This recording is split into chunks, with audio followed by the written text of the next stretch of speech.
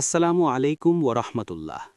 প্রিয় ভাই ও বোনেরা, আশা করি আপনারা সবাই আল্লাহর রহমতে ভালো আছেন। আলহামদুলিল্লাহ, আমিও ভালো আছি। কিছুদিন আগে আমরা গিয়েছিলাম পশ্চিমবঙ্গের বিখ্যাত এবং বরকতময় জায়গা ফুরফুরা দরবার শরীফে। সেখানে গিয়ে আমাদের মনটা সত্যিই ভরে গেছে। জায়গাটা খুবই শান্ত, সুন্দর এবং ইসলামী পরিবেশে ভরা। ফুরফুরায় গিয়ে আমরা পীরজাদা তোহা সিদ্দিকী হুজুরের বাড়িতে যাওয়ার সুযোগ পেয়েছিলাম। সেখানে গিয়ে দেখলাম তার মসজিদটি, আলহামদুলিল্লাহ, মসজিদটি খুবই সুন্দর এবং পরিষ্কার পরিচ্ছন্ন।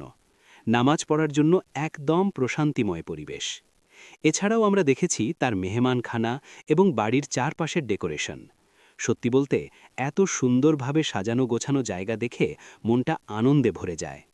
আপনারা যদি কখনো ফুরফুরা শরীফে আসেন, অবশ্যই দাদা হুজুরের রওজা শরীফ জিয়ারত করবেন। আর সুযোগ পেলে তোহা সিদ্দিকী হুজুরের বাড়িতেও অবশ্যই একবার ঘুরে আসবেন। তারপর আমরা সম্মানিত তোহা সিদ্দিকী হুজুরের বাড়ির দিকে গেলাম।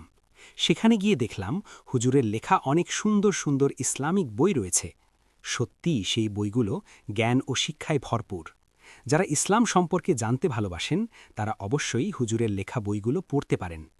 এরপর আমরা হুজুরের বৈঠকখানাটাও দেখলাম। সেখানে অনেক মানুষ শান্তভাবে বসে বিশ্রাম নিচ্ছিলেন। চারপাশে ছিল একদম নিরিবিলি ও প্রশান্ত পরিবেশ। মনে হচ্ছিল যেন সেখানে এক বিশেষ শান্তি নেমে এসেছে।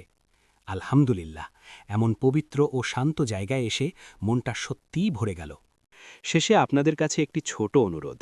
আমার এই ভিডিও যদি ভালো লাগে, তাহলে অবশ্যই আমার চ্যানেলটি সাবস্ক্রাইব করে রাখবেন, লাইক ও শেয়ার করবেন। সবাই ভালো থাকবেন, সুস্থ থাকবেন।